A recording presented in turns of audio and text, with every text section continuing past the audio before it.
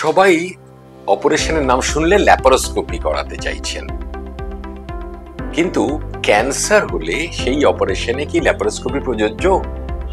আজকের যুগে এটা যথেষ্ট আমাদের স্বস্তির কারণ যে হ্যাঁ, অনেক ক্ষেত্রেই প্রযোজ্য।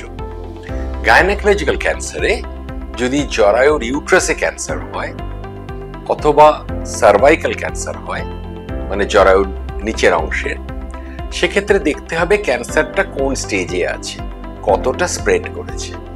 সেক্ষেত্রে যদি দেখা যায় আর্লি স্টেজে আছে, তাহলে অপারেশন সম্ভব। সেই অপারেশন কিন্তু অনেক ক্ষেত্রেই ল্যাপারোস্কোপিক্যালি খুবই সম্ভব।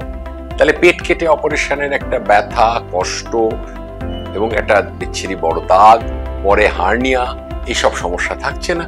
কয়েকটা ছিদ্রের সাহায্যে সার্জারি, পেশেন্ট 2-1 দিনের মধ্যে বাড়ি চলে আসছে, ব্যথা যৎসামান্য, স্বাভাবিক কাজে ফেরা অনেক ফাস্ট। এটা সার্ভাইকাল ক্যান্সার যদি তার অপারেবল স্টেজ হয়।